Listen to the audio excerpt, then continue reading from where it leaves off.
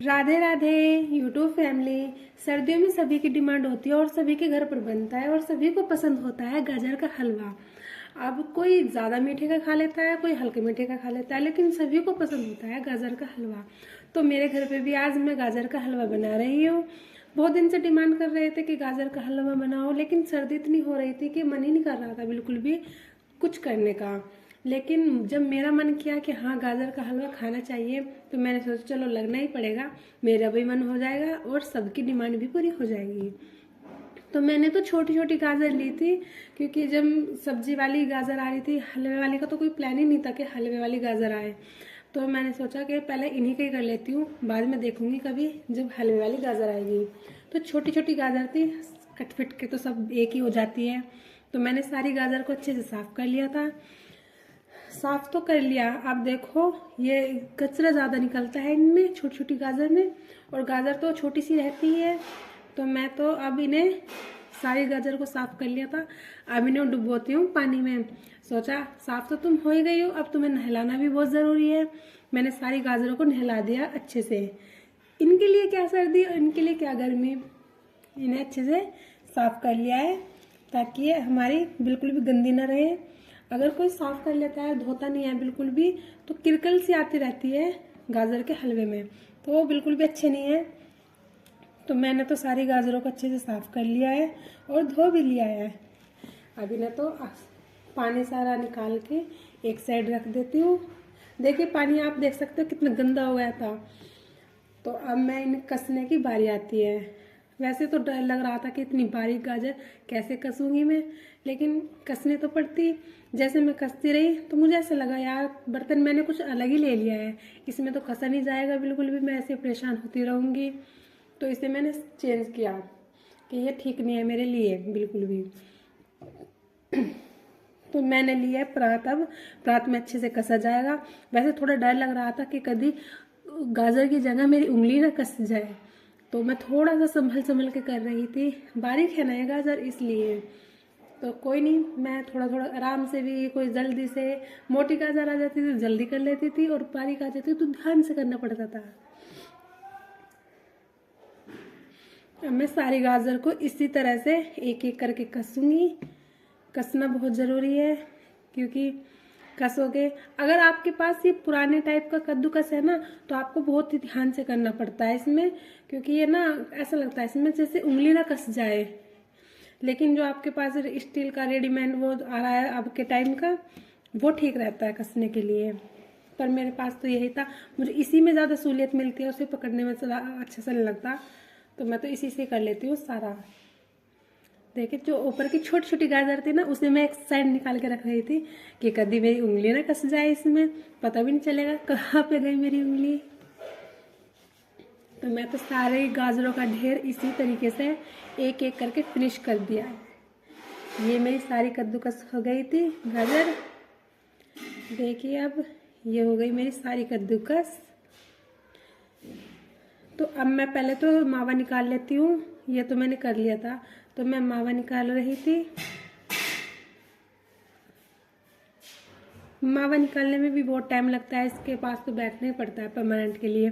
लेकिन मैं गाजर का हलवा बहुत इजी तरीके से बनाऊंगी, जो मैं बहुत आसानी से बना सकूं, मुझे बैठना भी ना पड़ा इसके पास।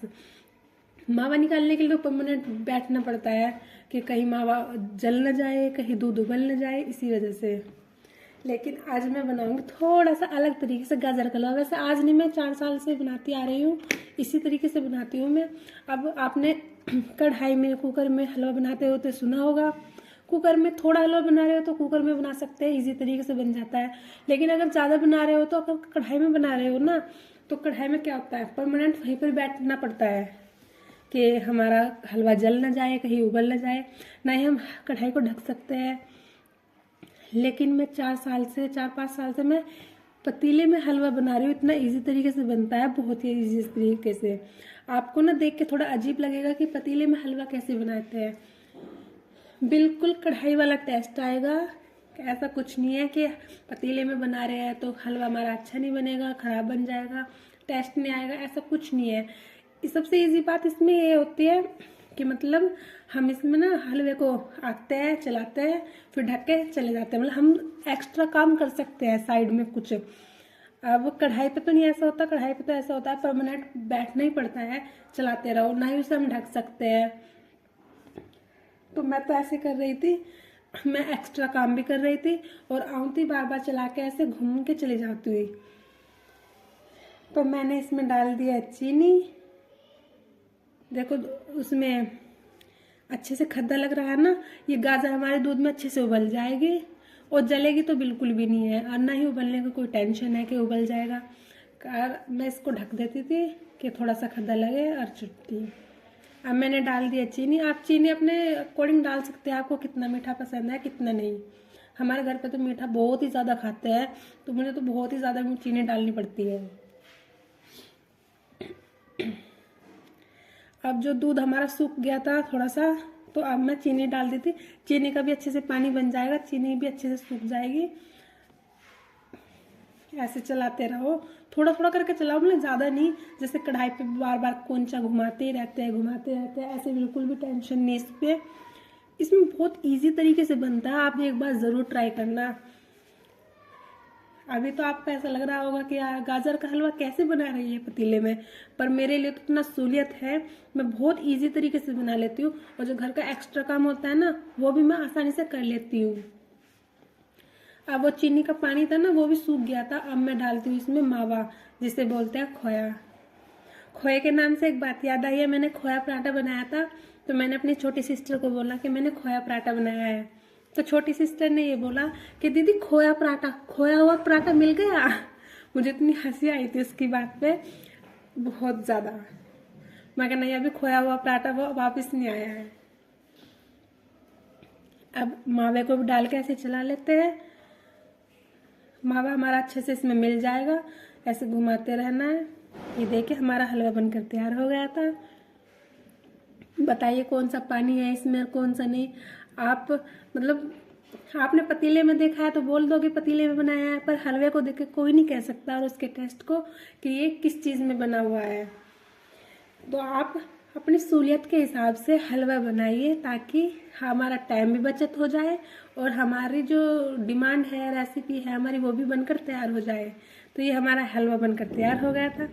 तो मुझे मलाई वाला हलवा भी पसंद है, तो मैंने एक साइड मलाई वाला बनाया है और एक साइड मेरा मेवे वाला था। मेवे मैंने अंदर नहीं डाले थे, क्योंकि हमारे घर पे ना जो बड़े बुजुर्ग हैं उनसे मेवे खाए नहीं जाते, ऐसे बार बार परेशान होते हैं, तो मैंने मेवे निकाल दिए थे, मैंने मेवे ऊपर ही डाल के दिए थे जिसे खाना था। ये हमारा दोनों तरीके से रेसिपी बनकर तैयार हो गई है, इजी। आपको अच्छा लगा तो आप भी एक बार ज़रूर ट्राई करना। जो मेरे चैनल पर नए हैं मुझे फॉलो कर लीजिएगा, ताकि मैं आपके लिए एक नई ट्रिक और नई रेसिपी लेकर आती रहूं। वीडियो अच्छी लगी तो लाइक कर देना। जय माता दी, जय श्री राम, जय माता दी, हर हर महादेव।